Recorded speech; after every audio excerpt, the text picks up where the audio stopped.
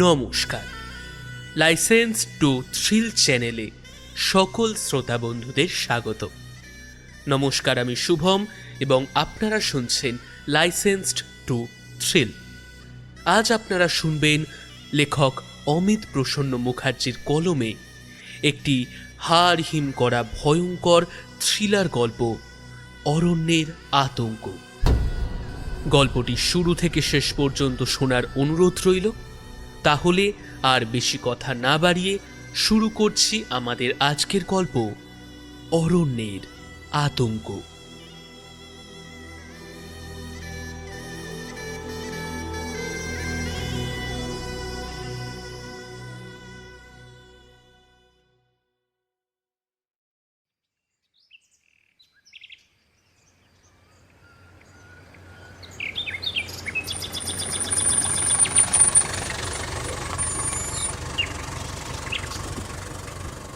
কিশোরগঞ্জের ফরেস্ট অফিসের সামনে এসে থামল ট্যাক্সিটা।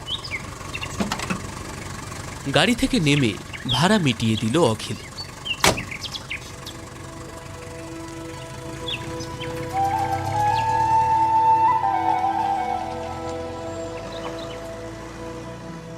জমি সার্ভের জন্য এই লাগাম ছাড়া স্পট ভিজিটে এক প্রকার বীতশ্রদ্ধতা জন্মেছে তার।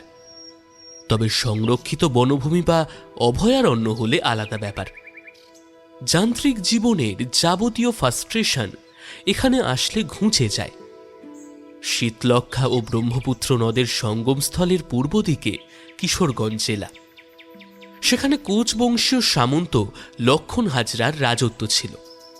একে জঙ্গল, তার ওপর ঐতিহাসিক স্পট। শুনে যার পর নাই লাফিয়ে উঠেছিল অখিল। জায়গাটা বেশ নিরিবিলি, তবে অফিসের যা অবস্থা তাতে মনে হচ্ছে সেখানেও বন্যজন্তুরাই বাস করে। দীর্ঘকাল সংস্কারহীন হয়ে কঙ্কালসার চেহারায় পড়ে রয়েছে অফিসটা অসহায়ের মতো। ভেতর থেকে একটা ছিপছিপে গড়নের লোক বেরিয়ে এলো। ফরেস্ট রেঞ্জার অফিসার বলে ঠিক মনে হলো না। অখিল এগিয়ে এসে কিছু বলার আগেই লোকটি বললেন, সরি স্যার, একটু চোখ লেগে গেছিল।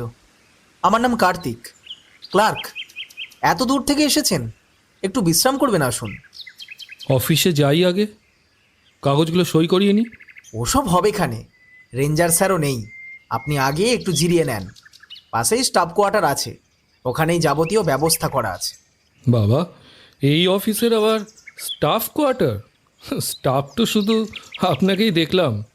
মানধাতার আমলে করা ছিল, তখন অফিস বড় ছিল। এটা ছিল সাব অফিস। তারপর চলুন, যেতে যেতে বলছি। জঙ্গলের মধ্যে দিয়ে একটা ছোট্ট রাস্তা চলে গেছে। এখানে জঙ্গল ঘন না।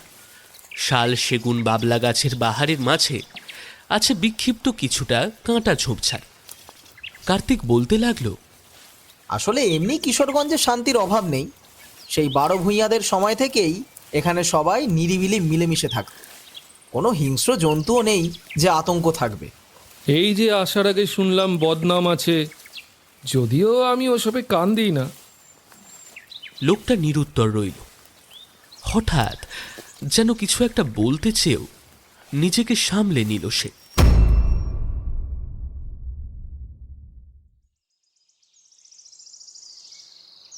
কোয়ার্টারে পৌঁছে লোকটি নিজেই লাগেজটা সেট করে সব গুছিয়ে রাখল। বিদায় নেওয়ার আগে সে মৌনতা ভেঙে বলল, জঙ্গলের কিছু প্রবাদ আছে, কিছু নিয়ম আছে। কোথাও বেরোতে গেলে আমাকে ফোন করবেন, অথবা রতন আছে, ওকে বললেও আমাকে খবর দিয়ে দেবে। আর ওই যে জানালাটা, ওটা খুলবেন না রাতে। আসি তবে। লোকটা কথাগুলো বেশ সিরিয়াসভাবেই বলল, কিন্তু অখিল খুব একটা মাথা ঘামালো না সেটা নিয়ে। ল্যান্ড সার্ভে করতে এসেছে, সেটা হয়ে গেলেই কেটে পড়বে। বেশি কৌতূহল দেখিয়ে লাভটাই বাকি।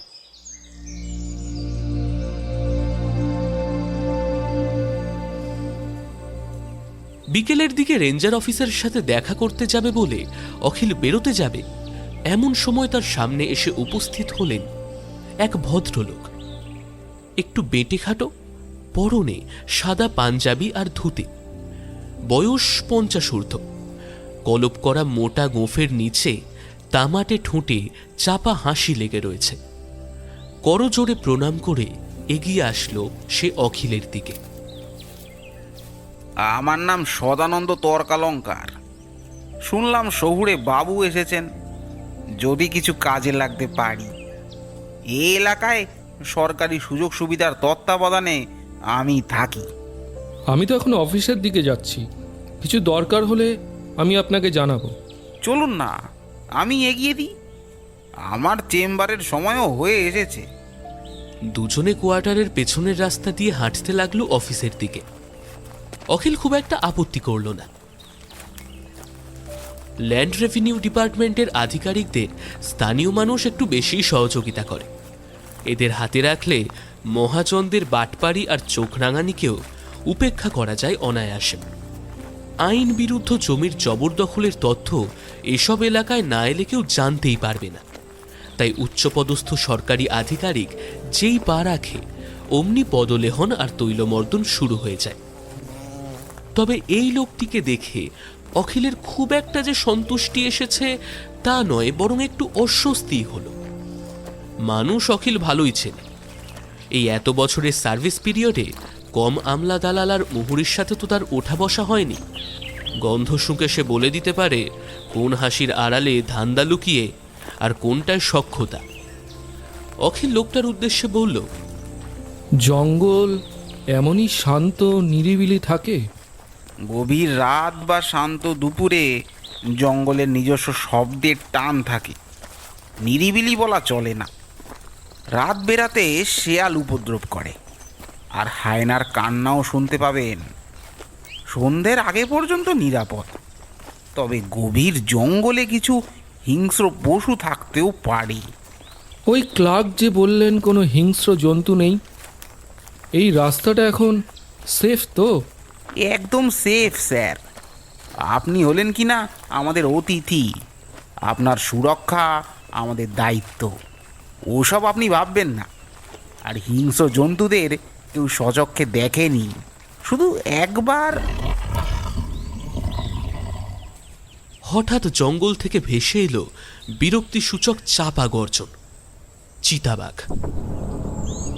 গলা শুকিয়ে এলো অখিলের। তর্কালঙ্কার বাবু বললেন, ভয় পাবেন না স্যার। প্রোটেক্টেড ল্যান্ড বড় কাঁটাতার দিয়ে ঘেরা, পেরিয়ে আসা অসম্ভব। আর তাছাড়া দিন মানে প্রকাশ্যে আসা একেবারেই পছন্দ নয় চিতাবাঘের। সন্ধে নামলে তাদের চড়তে বেরোনোর সময়। এদিকে গ্রামের মানুষ নিরাপদে যাওয়া আসা করতে পারে। তাও আগে জানলে আত্মরক্ষার জন্য ধারালো কিছু নিয়ে বেরোতাম। আপনারা এলাকার, হতেই পারে আমার মতো বাইরের অতিথিকে তারা বড় একটা স্বাগত জানাতে চায় না। আচ্ছা, আপনার চেম্বার কত দূর? এই তো সামনেই। আসলে এখন খুব একটা পেশেন্ট পাই না জেলা হাসপাতালটা হওয়ার পর। একদিকে ভালোই হয়েছে। জটিল রোগের চিকিৎসা কি আর আমার মতো কোয়াক ডাক্তার দিয়ে হয়? ওই জ্বর, পেটে ব্যথা, বমি, সাপের কামড়, এসব টুকটাক বাপের কাছ থেকে শেখা।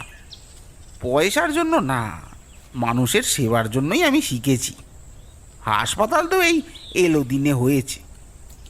লোকটার ধূর্ততা কিন্তু কথাবার্তায় বড্ড প্রচ্ছন্ন। সামনের মানুষকে খুব বেশি প্রশ্ন করার সুযোগই দেন নাইনি। অখিল দেখল তারা হাঁটতে হাঁটতে রেঞ্জার অফিসের সামনে চলে এসেছে। ভদ্রলোক একগাল হেসে বিদায় নিল আর যাওয়ার সময় জানিয়ে গেল কোনো প্রয়োজন হলে যেন তাকে জানাতে অখিল দ্বিধা না করে। অখিলের বড় ইচ্ছা হলো সেই ক্লার্কের শেষে বলে যাওয়া কথার তাৎপর্য কি সেটা একটু এই লোকটার কাছ থেকে জানার। পরে ভাবল তার এখনো আসল কাজ উদ্ধার হয়নি, তাই এখন এসব না জিজ্ঞেস করাই ভালো।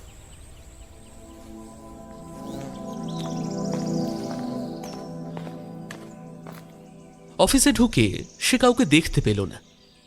অফিসে দুটো রুম, একটাই তালা মারা। সম্ভবত বহুদিন ধরে সেই তালা না খোলার জন্য তার উপর মরচে পড়ে গেছে। আর একটা দরজা খোলা, যেটা রেঞ্জার অফিসারের কার্যালয়। আশ্চর্য, ঘরের ভেতরে এত ফাইল, দরকারি কাগজপত্র রয়েছে, অথচ দায়িত্বজ্ঞানহীনের মতো এভাবে ফেলে রেখে চলে গেছে।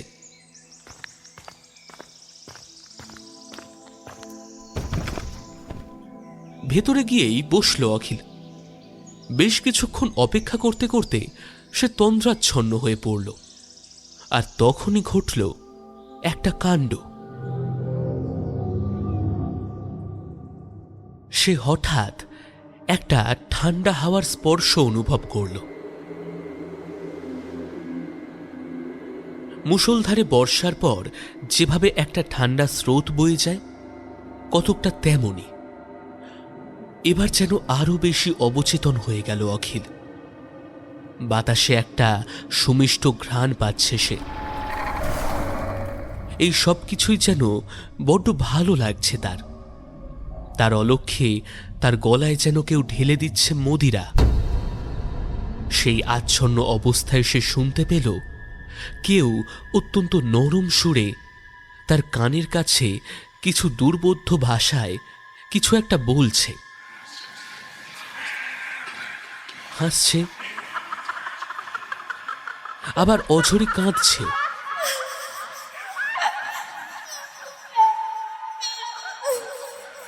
অখিল শুনতে পেল দূরে কোথায় যেন একটা উল্লাস হচ্ছে। কারা যেন ধামসা মাদলের তালে তালে নাচছে।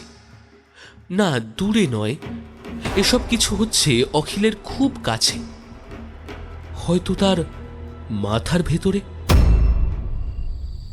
হঠাৎ একটা ডাকে তার জাগতিক চেতনা ফিরে এলো। হুঁশ ফিরে অখিল দেখল ফরেস্ট রেঞ্জার অফিসার এসে দাঁড়িয়েছেন। একটা সরকারি আধিকারিককে এভাবে মাটিতে শুয়ে থাকতে দেখে তিনি চারপর্নাই অবাক হয়ে গেলেন। চেয়ার থেকে কখন অখিল মাটিতে পড়ে গেছে সে নিজেও জানে না। শুধু মাথার ভেতরে সেই শব্দগুলো যেন ক্ষীণভাবে প্রতিধ্বনিত হচ্ছে। রেঞ্জার অফিসার বললেন, স্যার, প্রেশার ফল করেছে? মাথা ঘুরছে কি? না না, আমি ঠিক আছি। আসলে ঘুমিয়ে পড়েছিলাম, তারপর একটা অদ্ভুত স্বপ্ন দেখলাম। অবশ্য স্বপ্ন কিনা জানি না, কেউ যেন ফিস ফিস করছিল কানের কাছে, অচেনা ভাষা। আর কারা যেন দল বেঁধে কোনো উৎসব করছিল। এখন আর পাচ্ছি না শব্দগুলো, এমনটা কখনো শুনিনি আগে। আচ্ছা, এদিকে কাছে কোথাও কিছু হচ্ছে নাকি? স্যার স্যার আপনি আপনি এখান থেকে চলে যান, হ্যাঁ, পারলে কালই। কি বাজে বকছো? গত 20 বছরের বেশি সময় ধরে কিশোরগঞ্জের আউটস্কার্ট এরিয়াতে থাকা গ্রামগুলির কোনো ভূমি রাজস্ব তদন্ত হয়নি। বেআইনিভাবে জমি দখল করে বসে আছে সব। এরমভাবে চললে জবাব কি দেব? আর আমার ট্র্যাক রেকর্ড আমি খারাপ করতে চাই না। ওটাই তো স্যার, এত বছর কেন তদন্ত হয়নি? এটাও তো ভাবা উচিত ছিল স্যার আসার আগে। আমি আমি একজন ফরেস্ট রেঞ্জার অফিসার। আগের অফিসার আত্মহত্যা করেছে। স্বভাবে সে দুর্দণ্ড প্রতাপ ছিল, কিন্তু জঙ্গলের কিছু প্রবাদ আছে, কিছু অলিখিত প্রাচীন নিয়ম আছে। আপনি আসার আগেও শুনছিলেন নিশ্চয়ই কিছু। শুনেছি, কিন্তু এইসব সুপারস্টিশনে বিশ্বাস করার ইচ্ছা বা সময় নেই। দেখুন, যেসব জায়গাতে ইল্লিগাল অ্যাক্টিভিটি হয় সেখানেই এসব লৌকিক রাবিশ কুসংস্কার প্রচলিত। আর আপনি সরকারি কর্মচারী হয়ে আরেকজন সরকারি কর্মচারীকে এসব ছাই ভস্য বোঝাচ্ছেন। আমি স্যার, আমি আমি হয়তো কিছু বলছি না, এনাফ। কত টাকার হিসাব হয়েছে আপনার সাথে সেসব আমার জানার আগ্রহ নেই, তবে আমি আমার ডিপার্টমেন্টের উপর লয়াল থাকব। এই ব্যাপারটা আপনি মাথায় ঢুকিয়ে নিন। শুনুন, কাল ল্যান্ড সার্ভেতে যাব, লোকাল পুলিশকে সাথে নিয়েই যাব। যা যা ফাইল আছে আজ রাতের মধ্যে রেডি করে রাখবেন। অখিল বেরিয়ে গেল। অফিস থেকে কোয়ার্টারের রাস্তাটা সে চিনতে পারবে ভেবে একাই বেরিয়ে গেল। বেরোনোর আগে একটা টর্চ সে অফিস থেকে নিয়েছিল। জঙ্গলের কিছু কিছু জায়গায় একটু অন্ধকার, সাপের ভয় অখিলের আছে। এখন একটু ফ্রেশ লাগছে তার মাথাটা। একটা সিগারেট ধরালো। সন্ধ্যার আগেই তাকে ঘরে ঢুকতে হবে। সে কুসংস্কার মুক্ত হতে পারে, কিন্তু হিংস্র প্রাণীর ভয় থেকে মুক্ত হওয়ার সাহসিক পরিচয় সে কোনো মতেই দেখাতে পারবে না। তাই পা চালাতে লাগলো সে অত্যন্ত দ্রুত।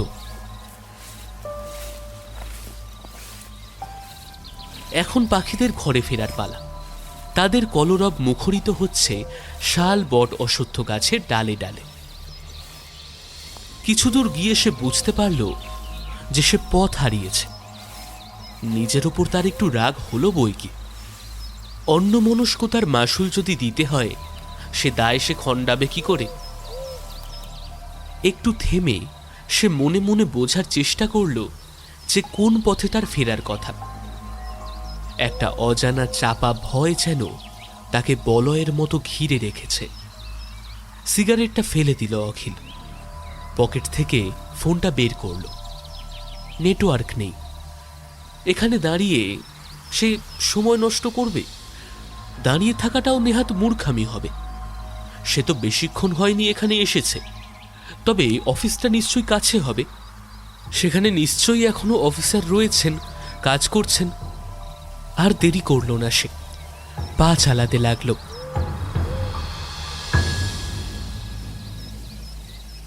কিছুক্ষণ হাঁটার পর সে বুঝল সে আরো বিপদে পড়েছে।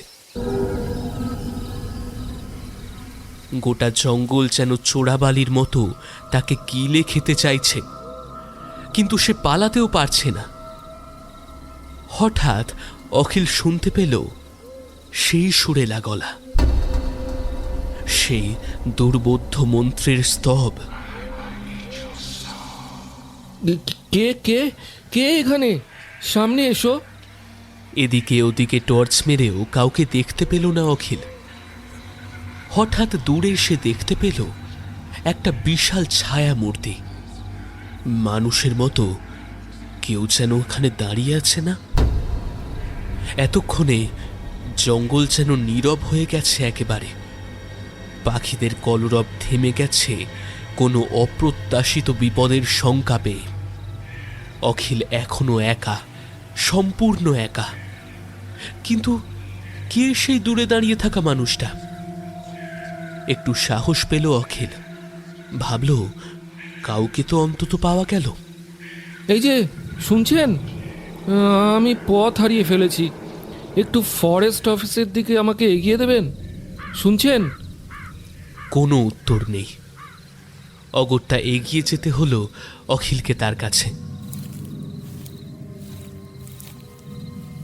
মাথাটা নিচের দিকে করে উবু হয়ে বসে আছে সে, আর মাটিতে কিছু একটা নকশা কাটছে।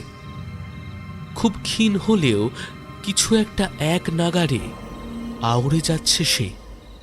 কাল রাত্রির জরায়ু থেকে জন্ম তার রাত, লইবে নাকি বাছা তার অভিশাপের ভাগ?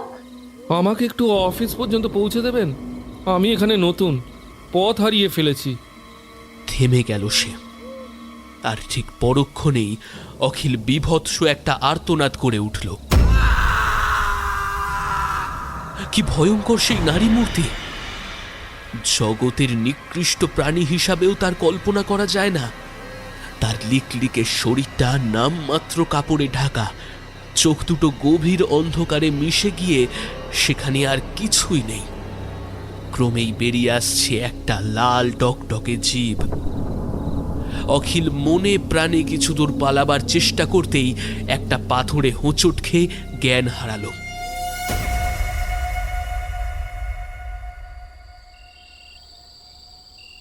সংজ্ঞা যখন ফিরল, তখন তার মাথার উপর একটা বাল্ব জ্বলছে। ঘাড়ের কাছে আঘাত পেয়েছে সে। চোখ খুলতে একটু নজর ঘুরিয়ে দেখতে পেল ৩-৪ জন তাকে ঘিরে আশঙ্কিত মুখে দাঁড়িয়ে আছে। ও ওঠার চেষ্টা করল অখিল। ফরেস্ট রেঞ্জার অফিসার বললেন, উঠবেন না স্যার, আপনি আপনি বিশ্রাম নিন। আচ্ছা, আমাকে আমাকে কোথায় পেলে বলো তো? ও শোল্ডারটা নাড়াতেই পারছি না। আপনি ঝিলের ধারে পড়েছিলেন। আমি ওই সময় ফিরছিলাম বাড়িতে। হঠাৎ কি মনে হলো, ভাবলাম ঝিলের ধারে বসে একটু ধূমপান করে হাওয়া খেয়ে আসি। এত চাপ ছিল না অফিসে। তারপরেই দেখলাম আপনি ওভাবে, মানে আমার পক্ষে একা তো উদ্ধার করা সম্ভব ছিল না। হাতে কালকের জরুরি কাগজও কিছু ছিল। তারপর আমি ওই ফোন করলাম কার্তিককে। কার্তিক আর রতন এসে মানে সবাই মিলে আপনাকে তারপরে কোয়ার্টারে নিয়ে এলো। আমি না পথ হারিয়ে ফেলেছিলাম, আর তারপর একজনকে দেখে। কাকে কাকে দেখেছিলেন স্যার? অদ্ভুত একটা মহিলা, না না, মহিলা নয়, অমন চেহারা মহিলার হতেই পারে না। হাড় হিম করা দৃশ্য। ও চেহারা অপার্থিব কোনো পিশাচিনীর। উফ, জল দিন এক গ্লাস। বিন্দু বিন্দু ঘাম জমে উঠল অখিলের কপালে। সেই চেহারা মনে এলেই এখনো আতঙ্ক তাকে তাড়া করে। সবাই চুপ করে রইল। এরপর কার্তিক নিস্তব্ধতা ভেঙে বলল, আপনাকে তখনই কথাটা আপনাকে বলা উচিত ছিল, যদিও সাবধান করেছিলাম। এখন কিছু হলে কৈফিয়ত আমাদেরকে দিতে হতো। এই এসব নাটক বন্ধ করুন তো। কোনো কথা কি আপনারা খুলে বলতে পারেন না? অর্ধেক পেটে অর্ধেক মুখে। আর আমিও জানবো কি করে যে পথ হারিয়ে ফেলবো? আপনি নতুন মানুষ, আপনার পক্ষে একদিনেই জঙ্গলের পথ চেনা তো সম্ভব না। Know your limits. তুমি ভুলে যাচ্ছ কার সাথে কথা বলছো। আমি প্রশাসনিক আধিকারিক, তোমার গ্রামের লোক না। Sorry sir. Sir please please calm down. আপনি বিচলিত হবেন না। আসলে আমরা সবাই আপনাকে নিয়ে খুব কনসার্ন। কেন? এর আগেও অনেক ফিল্ড ওয়ার্ক করেছি, আর জীবনে প্রথমবার তো জঙ্গলে আসিনি। এত কিসের আপনাদের সমস্যা বলুন তো? আসার পর থেকেই দেখছি আমি কি করব, কি করছি, কেন করব, সব কিছুতে আপনারা সকলে সীমানা কেটে দিতে চাইছেন। শুনুন, এই এলাকায় যত বড়ই মাথা থাকুক না কেন, তার মাথা কেটে আমি নেবই। আপনারা তার সাথ দিলে আপনাদেরও খেসারত দিতে হবে। আপনি ভুল করছেন স্যার। আপনার ডিউটির বিরুদ্ধে আমরা কেউ না। আমরা আপনার সুরক্ষার পক্ষে। আজ যা হলো তারপরে আর আপনার এখানে থাকা একদম উচিত না। আমি অনুরোধ করছি আপনাকে, প্রয়োজনে আপনি কমপ্লেন করুন আমার নামে। হ্যাঁ, আমাদের নামে কমপ্লেন করুন, গিয়ে বলুন আমরা সহযোগিতা করিনি। হ্যাঁ, খেয়ে নিন আমাদের চাকরি, কিন্তু প্লিজ জেদ ধরে রাখবেন না, একদম না। অখিল এবার একটু অবাক হল। এরা এতটা বেপরোয়া তার সুরক্ষার জন্য? লাভ ক্ষতি কি আছে অখিল জানে না, কিন্তু তার মনে হলো একবার শান্ত হয়ে এদের কথাগুলো শোনা উচিত। আচ্ছা, আমাকে খুলে বলুন তো আসল ঘটনাটা কি? ডোন্ট ওয়ারি, অবিশ্বাস করব না। কিছুক্ষণের জন্য ভুলে যান আমি একজন সরকারি আধিকারিক। বলুন আমাকে সবটা। আর ওটা কে যাকে আমি দেখলাম? ওর নাম রম্ভা। আমি এখানে বছরখানিক পোস্টেড। আমি এদের মুখেই শুনেছি। চাক্ষুষ না দেখলেও অনেককে বেঘরে প্রাণ হারাতে দেখেছি। ইনফ্যাক্ট তাদের দেহ কেউ খুঁজে পায়নি। এত বড় ঘটনার কথা তো কখনো সংবাদ মাধ্যমে আসেনি। আপনারা তদন্তের দাবি করেননি? নাকি প্রশাসন আপনাদের মতোই স্রোতে গা ভাসাচ্ছে? আর কে এই রম্ভা? কিছু মানুষ যদি পরপর মুছে যায় তাহলে একটা হইচই তো পড়েই, কিন্তু সেই ক্ষেত্রেও লোকাল সাপোর্ট লাগে। এত বড় জঙ্গল, এতগুলো গ্রাম, এত মানুষ, সবাই যদি এই ঘটনাকে একটা অন্য দৃষ্টিকোণ দেয়, তবে কি আর প্রশাসন কিছু করবে? আর রইল বাকি আপনার দ্বিতীয় প্রশ্ন, রম্ভা। ওটা আমি বলছি স্যার। আমি পাশের গাঁয়ে থাকি, কিন্তু তবু ছোট থেকে এসব শুনে বড় হয়েছি। রম্ভা এই জঙ্গল লাগোয়া গাঁয়ের এক মেয়ে ছিল। সে আজ থেকে বহু বছর আগের কথা, মানে যে গ্রামে আপনার সার্ভে করার কথা। আর 5টা মেয়ের মতো সে ছিল না। অত্যন্ত কর্মঠ এবং তার সুচতুর বুদ্ধির জুড়ি মেলা দায়। কিন্তু যত সে বড় হতে লাগলো, তার মধ্যে অসম্ভব লোভ জন্ম নিতে লাগলো, ঐশ্বর্যের লোভ। সে প্রথম দিকে নিজের রূপ আর দেহকে সামনে রেখে বড় বড় বিত্তবান মানুষদের থেকে অর্থ নিত, কিন্তু তাতেও তার আঁশ মেটেনি। সে এবার মাতল নতুন খেলায়। আদিবাসীদের বাচ্চাগুলোকে করতে লাগলো পাচার, মাঝে মাঝে চোরাচালানকারীদেরও সাহায্য করতে লাগলো। কিন্তু ওই যে বলে, মানুষের যত জলদি শ্রীবৃদ্ধি হয় তত জলদি তার পতনের রাস্তা সহজ হয়। রম্ভারও তাই হলো। ভেসে গেল সে, কিন্তু হাতে এলো না, ঠিক গা ঢাকা দিল। তবে তার প্রত্যাবর্তন হলো, এবং সেই ফিরে আসা ছিল কাল রাত্রির মতো। কার্তিক একটু থামল, তারপর আবার শুরু করল। রম্ভা ধরা পড়েছিল তার নিজের গ্রামের কিছু মানুষের জন্য, যারা বেশ কয়েকদিন ধরে পুলিশের কথা মতো ওকে চোখে চোখে রেখেছিল। কিন্তু কিভাবে ওকে হাতে নাতে ধরেও ও পালালো সেসব জানি না। একটা মেয়ে গোটা পুলিশের দলকে বুড়ো আঙুল দেখালো, এলেম আছে বলতে হবে। তাহলে এরপর যা শুনবেন সেটা হয়তো আপনাদের শহরেও কখনো কেউ ঘটতে শোনেনি। অবশ্য এসব লোকারণ্যের বাইরে হয়। শান্তি যেখানে বেশি সেখানেই শয়তানের আস্থানা। আসল কথাটা বলুন, রাত বাড়ছে। রম্ভা পালানোর বেশ কিছু বছর সব ঠিক ছিল, কিন্তু সে ফেরে একেবারে অন্য বেশে, গুপ্ততন্ত্রের দীক্ষা নিয়ে। সেই গ্রামের যুবতী তখন চণ্ডালিনী রূপ নিয়েছে। তবে ঝড় আসার আগে পরিবেশ যেমন ঠান্ডা হয়, তেমনই শয়তানের আগমন রক্ষকের মতো হয়। আপনাকে থামাতে বাধ্য হচ্ছি। দেখুন, আমি এসব আরবান লেজেন্ডসে খুব একটা বিশ্বাস রাখি না। যতক্ষণ বিষয়টা অপরাধের মধ্যে সীমিত আমি শুনব, এবং লোকাল পুলিশ না পারলে আমার কমিশনার বন্ধুকে দিয়ে জাল চক্র ভাঙব। কিন্তু না, আইন আপনাদের এই লৌকিক সেন্টিমেন্টে কর্ণপাত করবে না। আমি আপনি নিজেও সেই দৃশ্য দেখেছেন। হ্যাঁ, আমি দেখেছি, কিন্তু তার মানে এই না। হঠাৎ আর্তনাদ করে উঠল কার্তিক। তার গলার কাছে ল্যারিংস বরাবর ধারালো নখের নিখুঁত থাবা। মুহূর্তে রক্তে ভেসে গেল গোটা ঘর।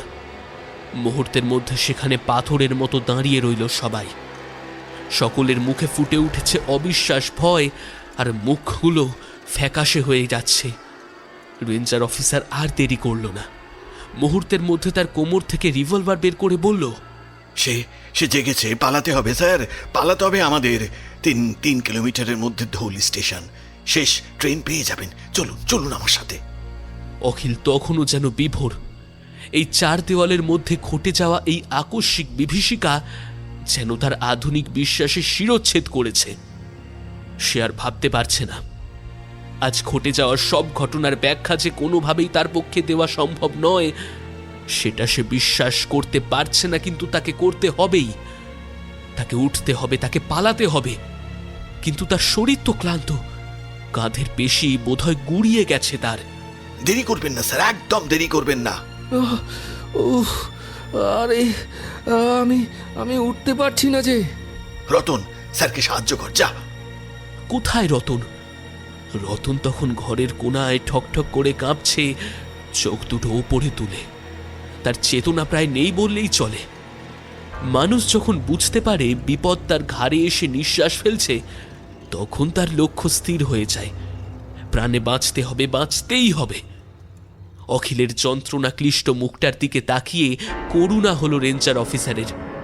এক ঝটকায় বিছানা থেকে উঠে কোনো রকমের শরীরটাকে টেনে হিচড়ে অখিল বেরিয়ে পড়ল। ঘরের মেঝেতে পড়ে রয়েছে রক্তে ভেসে যাওয়া দুটো নিথর শরীর।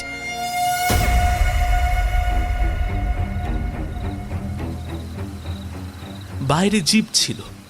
দুজন গাড়িতে উঠে বসার পর অফিসার স্টার্ট দিতেই কোয়ার্টারের পাশে রাস্তা বরাবর ছুটতে লাগলো জিপটা। অখিল বলল, আমি আপনাদের কথা বিশ্বাস করিনি, এজন্য ক্ষমা প্রার্থী। কিন্তু কিন্তু আমি একটা জিনিস বুঝতে পারছি না। ঘরে আমরা 4 জন ছিলাম। কিভাবে কার্তিক বাবুর এমন অবস্থা হলো?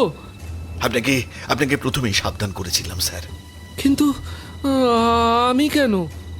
কারণ আপনি ওকে দেখেছিলেন। ও আপনার পিছু ছাড়বে না, কিছুতেই ছাড়বে না। কে সে? রম্ভা। একসাথে একদল শিয়ালের রব শুনতে পেল অখিল। জিপ তখন পরিত্রাহী বেগে পালাচ্ছে।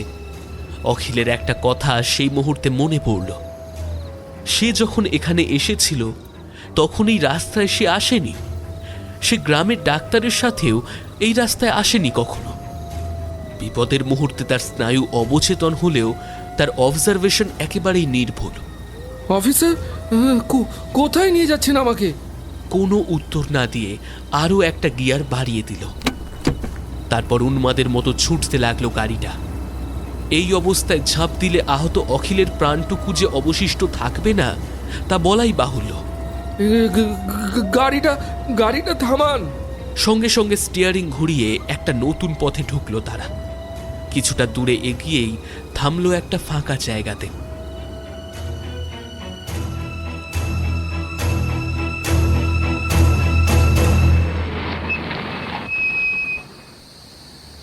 গাড়ির হেডলাইটে বোঝা গেল এটা একটা পরিত্যক্ত আড়ত। মাছের আষ্টে গন্ধে গা একেবারে পাকিয়ে উঠল অখিলের। ঠিক তার পরের মুহূর্তেই তার কলার ধরে তাকে মাটিতে ছুঁড়ে ফেলে দিল অফিসার। সাথে সাথেই কিছু লোক এসে তার মুখে কাপড় দিয়ে ঢেকে টেনে নিয়ে গেল সেই আড়তের ভেতরে।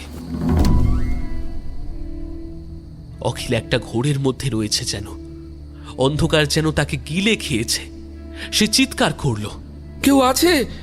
কোথায় কোথায় আমাকে নিয়ে এসেছো তোমরা? কেউ আছো? নিষ্ফল তার আর্তনাদ ঘরের ভেতরে প্রতিধ্বনিত হতে লাগলো। অখিল বুঝতে পারল সে একা, বড্ড একা। সে নড়তে পারল না। শক্ত দড়ি দিয়ে তার হাত পা কেউ যেন বেঁধে রেখেছে। এমনিতেই তার শরীরটা বড্ড দুর্বল, কাঁধ প্রায় গুড়িয়ে গেছে তার। এই অবস্থায় সে বড়ই অসহায়। হঠাৎ ঘরের দরজাটা খুলে এক ফালি আলো তার চোখ ধাঁধিয়ে দিল। পায়ের আওয়াজ পেয়ে সে আবারও আরতি জানালো, প্লিজ প্লিজ হেল্প মি। ঘরের মধ্যে থাকা কিছু মুমূর্ষ বাল্ব যেন প্রাণ ফিরে পেল। জ্বলে গেল ঘরের বেশ কিছু আলো। ঘরের মধ্যে একজন নয়, 4 জন। একদম সামনে শিকারীর মতো দাঁড়িয়ে আছে রেঞ্জার অফিসার, আর তাকে ঘিরে রয়েছে সুঠাম চেহারার 3 জন জমদূতের মতো পোষা হাউন্ড। না, ওরা মানুষ, কিন্তু ওদের দৃষ্টি শীতল অথচ পাশবিক। মালিকের একটা অনুমতির অপেক্ষায় আছে তারা। মিস্টার সেন, আমি আপনাকে এখানে নিয়ে এসে তেমন কোনো কিছু আতিথেয়তা দেখাতে পারিনি, এজন্য ক্ষমা চেয়ে নিচ্ছি। আসলে কাল রাতে বেশ কিছু আয়োজনে থাকতে হয়েছে আমাকে, কিন্তু সকাল সকাল চলে এলাম আপনাকে অ্যাটেন্ড করতে। কি চাই আপনাদের? আমাকে মেরে এই এলাকাতে নিজেদের ইল্লিগাল অ্যাক্টিভিটিস চালিয়ে যাবেন, তাই তো? শুনুন তবে, আমার গায়েব হওয়াতে গোটা প্রশাসন নড়ে চড়ে বসবে। আমার নাম অখিল সেন, কমিশনার অফ রেভিনিউ। আপনার আত্মবিশ্বাস দেখছি আপনার সাহসের মতোই চাঙ্গা। মিস্টার সেন, এর আগে ওইখানে যারা এসেছিল তাদের সরকারি পাঠিয়েছিল। তবে আপনি যদি নিজে আত্মহত্যা করেন তবে প্রশাসন কি আর তার দায় নেবে? মানে কি চান আপনারা? অখিল বুঝল আহত শিকারের সাহস দেখানো শিকারীর কাছে বিনোদনের বিষয়বস্তু। একটু ঠান্ডা মাথায় সে বাঁচার সব রকমের যোগসূত্র মগজে সাজাতে লাগলো। আমার উদ্দেশ্য একটু আলাদা, তবে সেটা জানার খুব বেশি প্রয়োজন আপনার নেই। আর আপনার থেকে শুধুমাত্র আপনার জীবনটা পেলেই আমি সন্তুষ্ট। আর প্রাণের বদলে যদি আমার লয়্যালটি আপনাকে দিই? গোটা ঘরে যেন একটা অপার্থিব নিস্তব্ধতা। রেঞ্জার অফিসার নিজে অবাক হয়ে গেল। সে অখিলকে দেখেছে, ঠিক কতটা কর্তব্যপরায়ণ আর সততার সাথে সে এর আগেও বিপদসংকুল পরিবেশে কাজ করেছে তার ট্র্যাক রেকর্ডও সে চেক করেছে। সে নিজের চোখে অখিলের আত্মপ্রত্যয় দেখেছে, তার মুখে হাপুসের কথা। স্ট্রেঞ্জ, মিস্টার সেন, আপনি তো সরকারের ক্ষুদ্র সংস্করণ। আমি আপনাকে দেবদূত ভেবেছিলাম, কিন্তু এখানে আপনার বিশ্বস্ততা আমার কাজে আসবে না। মা বলি চাইছেন, তার কাছে শেষ নৈবেদ্য উৎসর্গ করলেই আমার ছুটি। আমার মুক্তি চাই, এসব ধন সম্পদ আমার চাই না, শুধু মুক্তি চাই। শেষ কিছু লাইন যেন অন্য একটা চরিত্রের মুখে শুনছিল অখিল। তার মুখে চাপা কাতরতা হঠাৎ আবার সেই চোরা শিকারীর মতো হয়ে গেল। অখিল ভয় পেল। এই প্রথম তার খুব ভয় হলো। লোকটার চোখের দিকে তাকিয়ে অখিলের মনে হলো সে দৃঢ় প্রতিজ্ঞ, একটা শব্দও তার মিথ্যে নয়। কিন্তু কেন তাকে বলি হতে হবে সেটা ওরা না বলেই চলে গেল।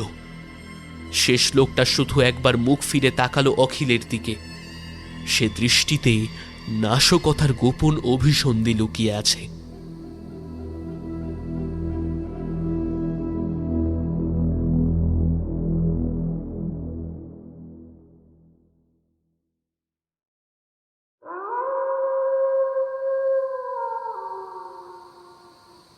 অফিসার বাইরে এসে তিনজনকে বলল, 18 ঘন্টা হয়ে গেলে ওকে খেতে দিবি, হাত খুলবি না। এমনিও ওর আর শরীরে জোর নেই, নেহাত ভরা পেটে কাজ সারতে হবে। আর শোন, গ্রামে যাতে এই নিয়ে বেশি আলোচনা না হয়, বুঝতে পেরেছিস? কার্তিকটা মরেছে, হাতে বিশেষ সময়ও নেই। ওদের মধ্যে বেশ একজন সন্ডামার্কা লোক বলল, জাগিলি তাই এরম করে কার্তিককে তুলে নিল? ওটা জাগিলে তো মরক লাইবে। জাগবে না, 2 দিন দেরি হয়ে গেছে তাই। আজ কৌশিকে অমাবস্যা, আজ রাতেই সবটা নিপটিয়ে চিরতরে মুক্তি নেব। তোরা এদিকটা দুজনে দেখ, কোনোভাবে বাইরের লোক যেন না আসে। শেষ বেলায় আমার তরি যেন জলেই ভাসে, বুঝতে পেরেছিস?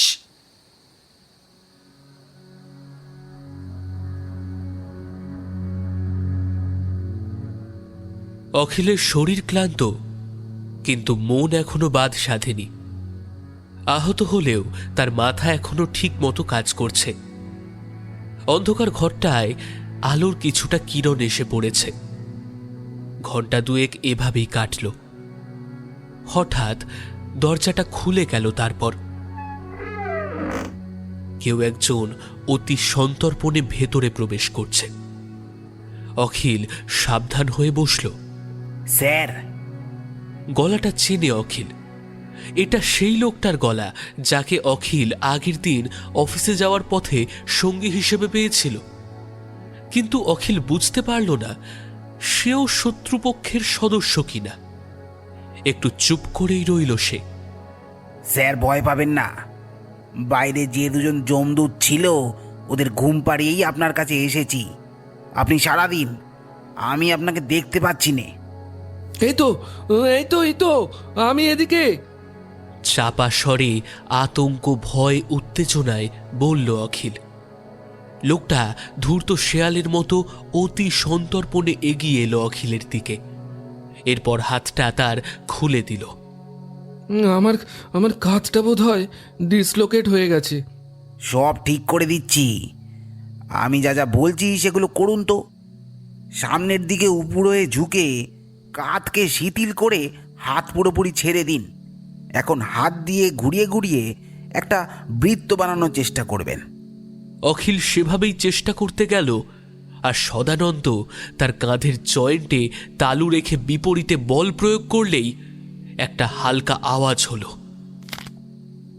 অখিল বুঝল তার ফ্রোজেন শোল্ডারটা এখন ফিক্সড হয়ে গেছে। সুপ্রাস্পাইনটাস টেন্ডানে প্রদাহ। আর দিন 2 রাখলে আপনার টেন্ডানের কোলাজন টিস্যু চিকন হয়ে যেত আর স্থায়ী বেদনা থাকতো। অখিল রীতিমতো বিস্মিত হয়ে গেল। লোকটিকে সে হাতুড়ে ডাক্তার ভেবেছিল। গ্রামেগঞ্জে এরকম বসার খাটিয়ে কত লোক বসে আছে যাদের কার্যত কোনো জ্ঞান নেই। কি ভাবছেন আমি বুঝলাম কি করে? পড়াশুনো করেছি, শুধু ডিগ্রিটাই নেই। আমি ওষুধ বেচে খাই না স্যার, রোগী বাঁচিয়ে খাই। এখন উঠুন তো।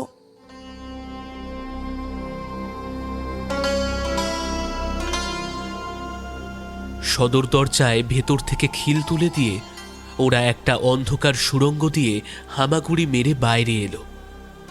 বাইরের বাতাস পেয়ে অখিল যেন একটু তরতাজা অনুভব করল। প্রাণ ভরে একটা নিঃশ্বাস নিয়ে সে বলল, আপনাকে আমি ধন্যবাদ দিলেও হয়তো কম হবে, কিন্তু অনেক প্রশ্ন আছে আমার। তবে খিদেটাও পেয়েছে জোর। এই পাউরুটিটা খেয়ে নিন, আর জল পেতে একটু সময় লাগবে, তবে জলদি পা চালাতে হবে। ওরা কিন্তু বসে থাকবে না। অখিল গোগ্রাসে খেয়ে নিল সেটা। এরপর ওরা পা চালাতে লাগলো।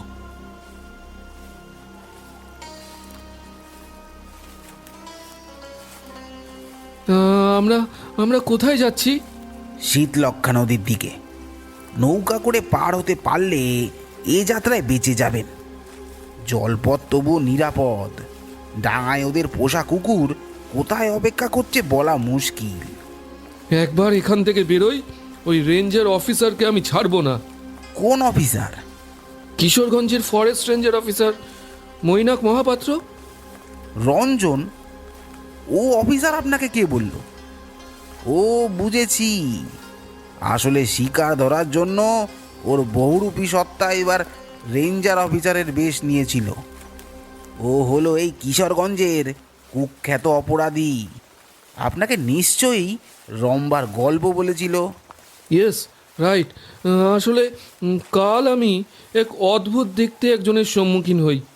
সে সে মানুষ নয় কোনোভাবেই। মানুষ এমন হতেই পারে না।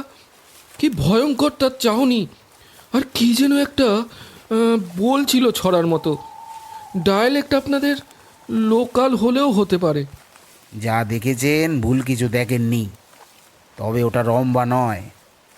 ওর শিকার করার টোপটা একই থাকে, তবে পরিচয় পাল্টে যায় প্রতিবার।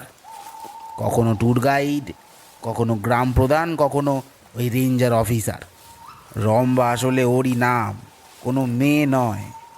মানে মোট কথা জেন্ডার বাদ দিয়ে যা যা বলেছে নিজের কথাই বলেছে। আপনারা প্রশাসনকে জানাননি কেন? এখানেই তো আসল রহস্য স্যার। রঞ্জন থেকে রম্বা ও একদিনে হয়নি। এই গোটা কিশোরগঞ্জের ভূমিপুত্র হলেও ওর ওঠা বসা এত দূর পর্যন্ত যে আপনি কল্পনা করলে শিউরে উঠবেন।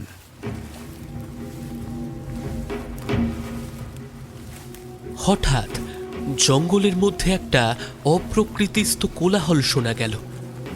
দুজনে একটু থেমে গেল। যে পথ দিয়ে ওরা যাচ্ছিল সেটা 20 মিটার দূরে দুটো ভাগে বিভক্ত হয়ে গেছে। শাল শিমুল মেহগনির ঘন অরণ্যে দুটো প্রাণীকে দেখে যেন অদৃশ্য অশরীরীরা ক্ষোভে ফুঁসছে। অখিলের মাথায় আবার যেন সেই ধামসা মাদল বাজছে। এই আওয়াজ সে আগেও শুনেছে। অখিল তার মনঃসংযোগ বিচ্ছিন্ন করার চেষ্টা করল। মাথার ভেতরে আওয়াজ শুনতে পাচ্ছেন? কি হচ্ছে আমার সাথে বলুন তো? ওরা জেনে গেছে। আমি যেটা বলছি মন দিয়ে শুনুন। কাল রাতে আপনি যাকে দেখেছেন সে পিশাচিনী ওই রঞ্জন ওরফে রম্ভার পোষ্য। রঞ্জন এসব নিম্নমানের তন্ত্রমন্ত্রে সিদ্ধহস্ত। পিশাচ সিদ্ধ হওয়ায় ওর পক্ষে আপনাকে শেষ করে ফেলা কোনো ব্যাপার না। কিন্তু সেই সময় এখনো আসেনি। ও আজ মহাযজ্ঞের আয়োজন করতে চলেছে, আর আপনি হলেন ওর শেষ বলি। বলি তো মৃত মানুষের হয় না। কিন্তু আমি বা কেন? আপনি ক্ষণজন্মা, জাতিস্বর। আপনার মনে হতে পারে একজন ডাক্তার হয়ে আমার মুখে এসব কথা কি করে। আমার বাবার কাছ থেকেই ওই রঞ্জন তন্ত্রবিদ্যা শিখেছিল। বাবা আমাকেও চেয়েছিলেন বংশ পরম্পরায় কিছু শিখে রাখি, গ্রামের মানুষের উপকার হবে। আমার ইচ্ছা ছিল ডাক্তারি বিদ্যা শেখার। এসবে খুব বেশি আগ্রহ জন্মায়নি, কিন্তু আমি বুঝতে পারি। আমি অনেক কিছু দেখতে পারি, জানতে পারি, অনুভব করতে পারি। অখিল অবাক হয়ে শুনতে লাগলো। ওদের গতি আরও একটু বেড়েছে। জঙ্গল এখানে একটু হালকা, মাথার উপরে সূর্যের প্রখরতা কম। অখিল বলল, কার্তিকের অস্বাভাবিক খুনটা ঘরের মধ্যেই হঠাৎ করে ওর গলার কাছে ধারালো ধারালো নখের থাবা দেখেছি আমি। অথচ কাউকে দেখিনি ওখানে। আপনাকে দেখে বুঝেছিলাম আপনি যে সে মানুষ নন। আপনার শৌর্য আর সততা আপনার পূর্বজন্মের হিতকার্য থেকে পাওয়া। কার্তিক রঞ্জনের লোক, কিন্তু কেন মারা গেছে সেটা বলার সময় এখন নেই। সেই অন্ধকার ইতিহাস আমি জানাবো আপনাকে, তবে এখন না, পা চালানো।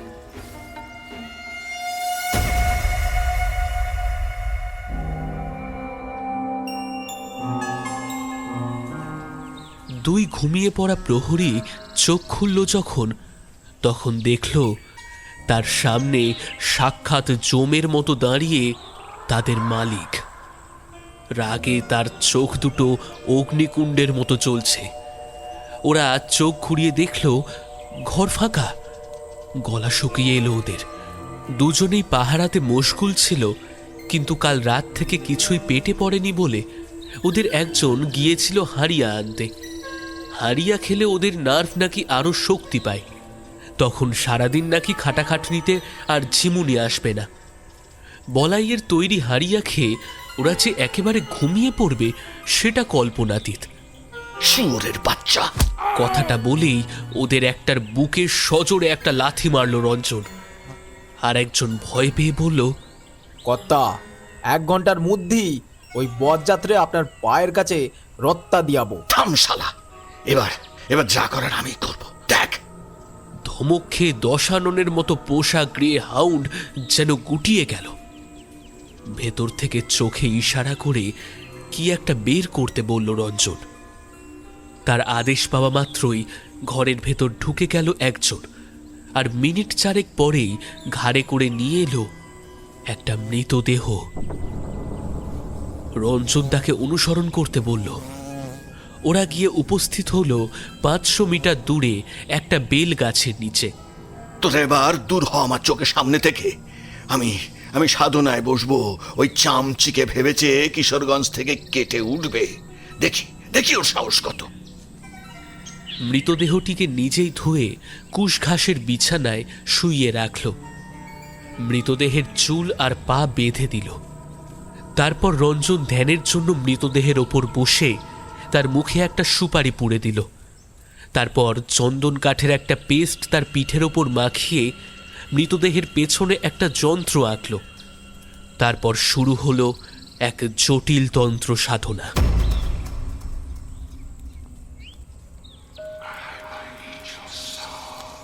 রঞ্জন এক বিশেষ মন্ত্রোচ্চারণের সাথে সাথে পরিবেশ তীব্র অশান্ত হয়ে উঠল। আর কিছুক্ষণের মধ্যেই সেই মৃতদেহের অক্ষিগোলক বিস্ফারিত হয়ে গেল। জেগে উঠছে তমগুণ সম্পন্ন সেই অপার্থিব সত্তা। সাথে সাথেই রঞ্জন তার মুখের ভেতর ঢেলে দিল মদ। তারপর হুঙ্কার দিয়ে সে বলল, যা যা ধরে নিয়ে আয় ওকে। জীবন্ত ধরে নিয়ে আসবি, আর যেই থাকুক ওর সাথে তাকে শেষ করে ফেলবি, বুঝেছিস? যা। তারপর মৃতদেহটির ওপর থেকে নেমে দাঁড়ানো মাত্রই সেটা বাতাসে মিশে গেল, আর ভেসে এলো এক পৈশাচিক অট্টহাসির শব্দ।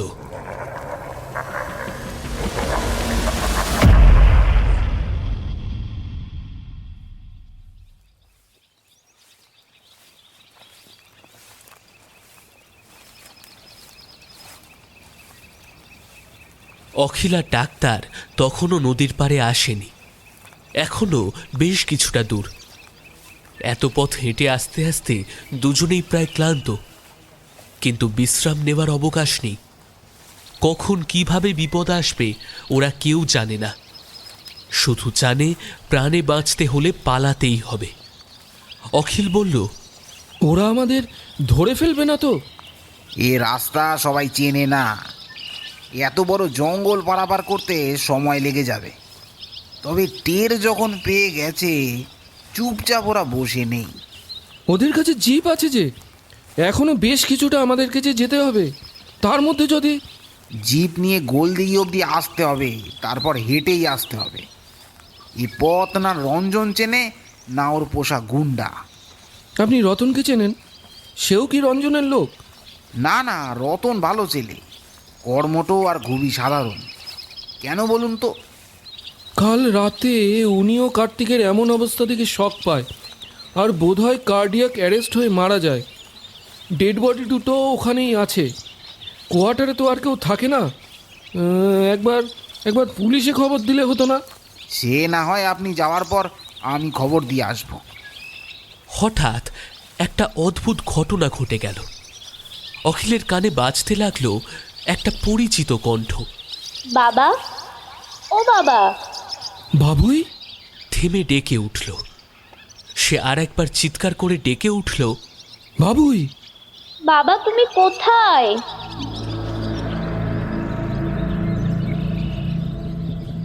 সেই মর্মস্পর্শী ডাক অখিল কিছুতেই উপেক্ষা করতে পারল না। তার বুক ফেটে যাচ্ছে, চোখ দুটো অশ্রুসিক্ত। গত বছর ঋষিকেশের রাফটিংয়ে সেটা ডুবে গিয়ে প্রাণ হারায় তার সন্তান। অনেকবার বারণ করেছিল তাকে তার স্ত্রী, কিন্তু অ্যাডভেঞ্চার প্রেমী বাপ ছেলে সেই বাধা অতিক্রম করেই গিয়েছিল। অখিল আজও আত্মগ্লানিতে নিজেকে দুষে চলেছে।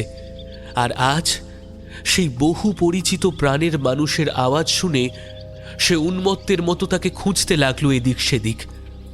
সদানন্দ ওর হাতটা চেপে ধরে বলল, কি করছেন স্যার? ভাত পেতেছে ওই শয়তান। এই শব্দ শুধু আপনি শুনতে পাচ্ছেন, এটা ইলিউশন। আহা, দেখছেন না, বাবুই ডাকছে আমাকে। ও আমাকে খুঁজছে, আমাকে আমাকে ডাকছে ও। সদানন্দ বড়ই অসহায় বোধ করল, কিন্তু তার মনে পড়ল তার বাবার কথা।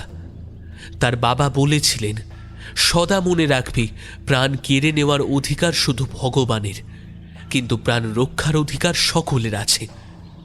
বাবার সাথে তার দ্বন্দ্ব হয়েছে বহুবার, কিন্তু বাবার বিশ্বাসকে সে কখনো আঘাত করেনি। যে টেবিলে তার অ্যানাটমির বই থাকত, তার পাশেই থাকত কালিকা পুরাণ। সে দেখল অখিল বিভোর হয়ে তার সন্তানকে ডেকে চলেছে। বাবুই, বাবুই, না, আর না। বাবুই। এই কিশোরগঞ্জে আর একটাও বলি আমি হতে দেব না। সে দৌড়ে গিয়ে পথ আটকে দাঁড়ালো অখিলের। আমি আপনাকে যেতে দেব না স্যার। সরে যা আমার সামনে থেকে, বাবুই ডাকছে আমাকে। এরপর হঠাৎ যা ঘটল তাতে অখিলের সম্বিত ফিরল, আর সদানন্দ হতচকিত হয়ে দুপা পিছিয়ে গেল। মাথার ওপর পুঞ্জীভূত হয়েছে ঘন কালো মেঘ। শ্মশানের মতো নিস্তব্ধ হয়ে গেল অরণ্য। আর ঠিক দূরেই তারা দেখতে পেল এক অদ্ভুত বিশ্রী ছায়া মূর্তি। সে ক্রমশ এগিয়ে আসছে। লিকলিকের শরীর ঝুঁকে আছে সামনের দিকে। তার চোখের বদলে আছে অন্ধকারে মিশে যাওয়া দুটো গর্ত। সে আসছে, এদিকেই আসছে। তার নির্বস্ত্র শরীর আর হিংস্র মুখের অভিব্যক্তি কোনো নারকীয় কার্যসিদ্ধির জন্য পাঠানো সেই পিশাচ তার প্রতিজ্ঞা সম্পন্নের দৃঢ় প্রতিজ্ঞ। অখিলকে সে জীবন্ত রাখবে, কিন্তু সদানন্দের প্রাণ কাটতে তার কোনো বাধা নেই। অখিল ভয়তে রীতিমতো সরে এলো এক পাশে। কে কে সদানন্দ বাবু? কি এটা? কি এটা? এ যে মানুষ না। পিশাচ। এবার কি হবে? হ্যাঁ, পালাতে হবে। না, পালিয়ে লাভ নেই। যেখানেই যাব আমাদের পিছুও নেবে।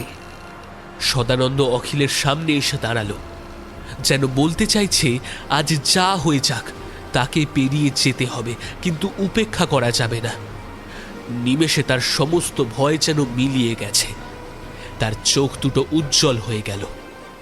বিপদের মুখে মৃত্যুর হাতছানি তাকে ক্রমশ দুঃসাহসিক করে তুলেছে।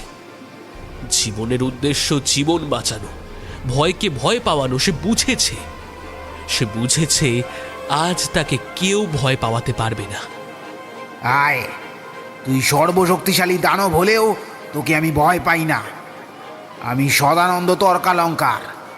যদি আমার রক্তে, আমার অনুশীলনে, আমার একাগ্রতার কর্মে সততার পূর্ণ সমর্পণ থাকে, তবে মা কমলাত্মিকা আমাদের রক্ষা করবেন। এই বলে সে তার ব্যাগ থেকে একটা পদ্ম আর একটা ছোরা বের করে পদ্মের ওপর তার হাত কেটে বেশ কিছু ফোঁটা রক্ত ফেলে এক মনে মন্ত্র জপতে লাগলো। অখিল দেখল সেই পিশাচ তাদের প্রায় কাছাকাছি চলে এসেছে, কিন্তু সে কাছে ঘেঁষার আগেই একটা অদৃশ্য সুরক্ষা বলয় যেন তাকে দূরে ঠেলে দিতে লাগলো। কিছুতেই সেই দুর্বৃত্ত প্রেত সেই বলয় ভেদ করে তাদের স্পর্শ করতে পারছে না। সে ক্ষোভে আর্তনাদ করছে, কিন্তু তাদের ধারে কাছে আসার সামর্থ্য তার নেই। অখিল মন্ত্রমুগ্ধ হয়ে দেখতে লাগলো প্রেতপুরীর এক হিংস্র দানব তার সর্বগ্রাসী রূপ নিয়েও নিতান্ত অসহায়ের মতো দুই হাত দূরে ছটফট করছে। তার চোখে প্রবল আক্রোশ ফুটে উঠেছে। কি ভীষণ সেই চিৎকার! পাশে সদানন্দ হিমালয়ের মতো অতন্দ্র প্রহরী। তার চোখ দুটো বন্ধ, হাতের মুঠো শক্ত, আর এক মনে জপ করে চলেছে আরাধ্য দেবীর মন্ত্র। দরদর করে ঘামছে সে। বোঝা যাচ্ছে এক অদৃশ্য খণ্ডযুদ্ধে সে ক্লান্ত। কিন্তু নিজের উদারতা, ভক্তি আর স্পর্ধা তাকে শক্তি দিচ্ছে ক্রমাগত। সেই পিশাচ হুকুমের গোলাম। সেও তার সর্বস্ব দিয়ে হুকুম তালিম করার প্রয়াস চালাচ্ছে, কিন্তু অবশেষে একরাশ আক্ষেপ নিয়ে আর প্রচণ্ড হুঙ্কার দিয়ে সে মিলিয়ে গেল নিমেষে। আর সমগ্র জঙ্গল জুড়ে চলা অরাজকতা কেটে গিয়ে প্রকৃতির স্বাভাবিক ছন্দ ফিরে এলো। তারপর সদানন্দ লুটিয়ে পড়ল মাটিতে।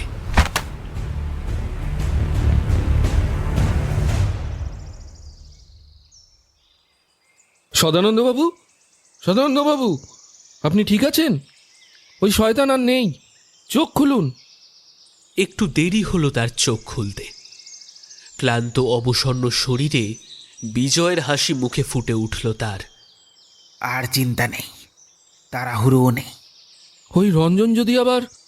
না, তার হবে না বোধহয়। কেন? মাটিতে হাতের ভর দিয়ে উঠে বসলেন তিনি। বললেন, এইসব নিম্নমানের প্রাণীর কার্যসিদ্ধি না হলে এরা নিজের মালিককেও ছাড়ে না। এদের বোধ বুদ্ধি বিচার ক্ষমতা কিছুই নেই, তাই যজমানের প্রাণ কাটতেও দুবার ভাববে না। তার মানে ওই রঞ্জন... সাধনার অর্থ সাধন করা। অপপ্রয়োগে সাধক নিজেকে প্রথম বাজি রাখে, তারপর এই মরণ খেলায় নামে। আপনি তো অলরাউন্ডার মশাই। যৌবনে এসবে খুব বেশি গুরুত্ব দিতাম না, তাই বাবার থেকে তন্ত্রচর্চা বা সাধনার কোনো প্রশিক্ষণ নেওয়া হয়নি। বলবো প্রয়োজন বোধ করিনি। ছোট থেকেই আমি বিজ্ঞান মনস্ক। এই কিশোরগঞ্জে অজ্ঞতা, অন্ধবিশ্বাস এসবের স্রোত একটু বেশি।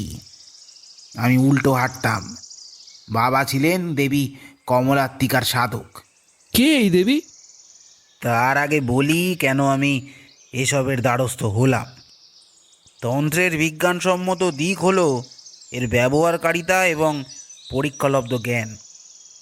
বাবার কাছ থেকে পরে জানতে পারি তন্ত্রে এমন কিছু পদ্ধতির কথা বলা হয়েছে যা পরীক্ষামূলকভাবে যাচাই করা যায় এবং যা মানুষের জীবনে ইতিবাচক পরিবর্তন আনতে পারে। এই ধরুন মন্ত্র জপ, যা এক প্রকারের শব্দ বা ধ্বনি বারবার বলা। এসব মনকে শান্ত করতে এবং একাগ্রতা বাড়াতে সাহায্য করে। যোগ ও প্রাণায়াম, যা শ্বাস প্রশ্বাস এবং শারীরিক ভঙ্গি এসবের মতোই। তারপর আমারও ইচ্ছা জাগলো, কিন্তু সব কিছুর ঊর্ধ্বে কি জানেন? কি? ভক্তি।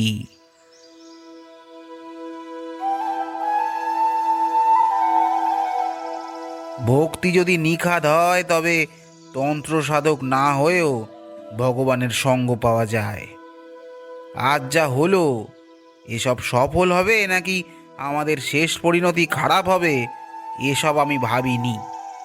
শুধু এক মনে এতদিন যা অধ্যয়ন করে এসেছি সেটুকুই চেষ্টা করলাম। আর দেখো, মায়ের সঙ্গ পেলাম। দেবী কমলাত্মিকা? প্রথমবার শুনলেন নিশ্চয়ই। হ্যাঁ, সেই জন্যই একটু কিউরিয়াস। দশম মহাবিদ্যার দশম দেবী। আমরা যেমন লক্ষ্মী পুজো করি, ইনিও তেমনই, তাই এনাকে তান্ত্রিক লক্ষ্মী দেবী বলা হয়। বাবা তার গুরুর কাছ থেকে স্বপ্নাদেশ পেয়ে দেবী মূর্তি নিজে হাতে বানান। তারপর থেকেই পুজো হয়। চলুন একবার মায়ের দর্শন করিয়ে আনি। সেই ভালো, মায়ের আশীর্বাদ নিয়েই ফিরব। সদানন্দর বাড়ি যখন তারা এলো, তখন বিকেলের স্নিগ্ধ রোদ খেলা করছে। সে বাড়িতে একাই থাকে। ঘরের উঠানের ওপরই মায়ের মন্দির।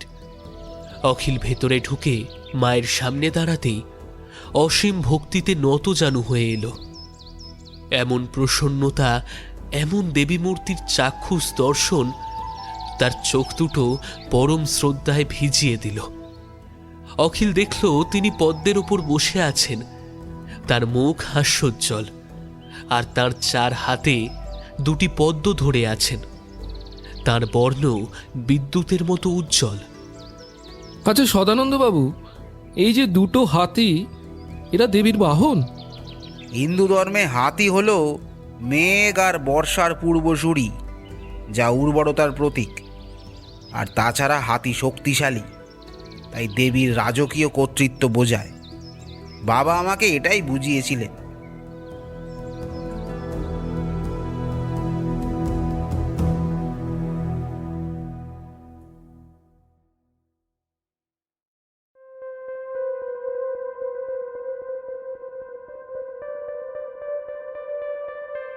পরের দিন সকালে যখন অখিল রওনা দেবে, তখন অফিসার ইনচার্জের সাথে একবার দেখা করে যায়।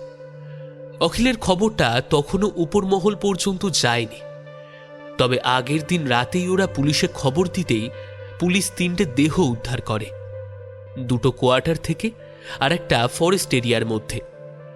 এর মধ্যে একটি মৃতদেহের স্বাভাবিক ডেথ সার্টিফিকেট ইস্যু হলেও বাকি 2টোর রহস্য মৃত্যুর কোনো হদিশ পাওয়া যায়নি। জঙ্গলের ভেতর থেকে তারা যাদের দেহ উদ্ধার করেছে তার মাথাটা পেছন দিকে ঘোরানো ছিল এবং পেটের ভেতর থেকে খুবলে তুলে আনা হয়েছে লিভার, পাকস্থলী ইত্যাদি, এবং সেগুলোকেও খুবলে খাওয়া হয়েছে। অগত্যা কোনো হিংস্র বন্য জন্তুর আক্রমণকেই কজ অফ ডেথ হিসেবে চিহ্নিত করা হলো, যাতে এই বিষয় এখানেই চাপা পড়ে যায়। অখিল ট্রেনে চেপে যখন বাড়ি ফিরছে তখন দেখল তার পকেটে একটা কাগজের খাম, একটা চিঠি। কেউ যেন তার অলক্ষ্যে কখন সেটা তার পকেটে ঢুকিয়ে দিয়েছে। চিঠিটা খুলেই আগে শেষের নামটা দেখল, সদানন্দ তর্কালঙ্কার। প্রণাম নেবেন, আপনার অলক্ষ্যেই চিঠিটা রাখলাম। এতদিন কিশোরগঞ্জে অনেক রহস্য এই সুন্দর অথচ ভয়ঙ্কর জঙ্গলেই সীমাবদ্ধ ছিল। আজ আপনি প্রথম যিনি সশরীরে ফিরছেন। আপনার নিজের ডিপার্টমেন্ট আপনার কথা বিশ্বাস করবে না, হয়তো শুনলেও পদক্ষেপ নেবে না কোনো, কিন্তু তবু এটুকু প্রাপ্তি নিয়ে যান যে আপনি জিতেছেন। জানি অনেক প্রশ্ন আপনার মনে। আমার বাবা বহু পরিশ্রম করে অনেক গুপ্ত সাধনা শিখেছিল, সেগুলো বহু প্রাচীন, নিষিদ্ধ এবং বিরল। সেটা লিপিবদ্ধ করেছিল। আমি সংসার আর সাধনার ব্যাপারে উদাসীন ছিলাম বরাবর। রঞ্জন সেটি সুযোগ বুঝে চুরি করে পরীক্ষামূলকভাবে এমন কিছু তন্ত্র সাধনা করে যার জন্য সে নিজেই ভুক্তভোগী হয়। সে দেহান্তর শিখতে গিয়ে নিজের আত্মার সাথে যোগ সাধন করে এক প্রাচীন অপদেবতার। সে চেয়েছিল সেই অপদেবতাকে বন্দি করে দৈব শক্তির অধিকারী হতে, কিন্তু তার পরিবর্তে সে নিজেই বন্দি হয়। তার খিদে জেগে ওঠে প্রতি এক পক্ষকালে। প্রথম দিকে গ্রামের মানুষ মরতে থাকে, কিন্তু রঞ্জন বুঝল এভাবে ট্যুরিস্ট আর গ্রামের মানুষ মরলে সন্দেহ হতে পারে, প্রশ্ন উঠতে পারে। এরপর সে বহু স্থানে ঘুরতে লাগলো, বহু শিকার জোগাড় করতে লাগলো, আর তার জন্য পরিচিতি বাড়াতে লাগলো নিজের। অবশেষে সে জানতে পারল তার মুক্তি একভাবেই, এক কৌশিকী অমাবস্যাতে বিশেষ পূজার আয়োজন করে কোনো এক জাতিস্বরকে সমর্পণ করলে সেই অপদেবতার এক জন্মের খিদে মিটবে। আর ঠিক তারপরেই সে জানতে পারল আপনার কথা।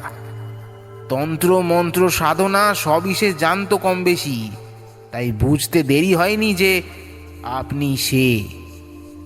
কার্তিক মারা যায় সেই অদৃশ্য অপদেবতার খিদের জন্য। আমি এত কিছু জেনেও অসহায়ের মতো অপেক্ষা করছিলাম। কোনো একদিন এই শয়তানের নিধন হওয়া দরকার, কারণ আমি ওর কেশাগ্র স্পর্শ করতে পারতাম না। মা নিজেই পথ দেখালেন সেদিন। অনুশোচনার মৃত্যু মানুষের সাথেই হয়, আমারও হয়তো হবে, তবে একটু লাঘব করার চেষ্টা করলাম। আপনার আগামী শুভ হোক। বিনীত, সদানন্দ তর্কালঙ্কার।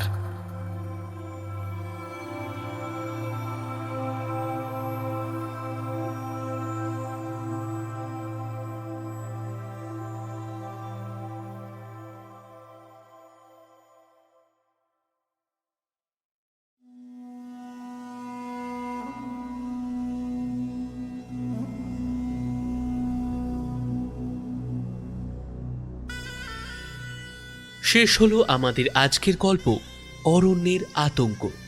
লেখক অমিত প্রসন্ন মুখার্জি। গল্প পাঠে এবং গল্পের সূত্রধার আমি শুভম। বিভিন্ন চরিত্রে অয়ন, তনয়, কুণাল, রাজ এবং সোনালী।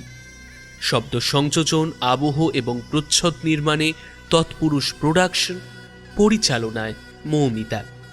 আজকের গল্প আপনাদের ভালো লেগে থাকলে আমাদের চ্যানেলকে লাইক এবং সাবস্ক্রাইব করতে ভুলবেন না কিন্তু। দেখা হচ্ছে খুব শীঘ্রই পরবর্তী গল্পে। ততদিনের জন্য সুস্থ থাকুন, সাবধানে থাকুন। নমস্কার।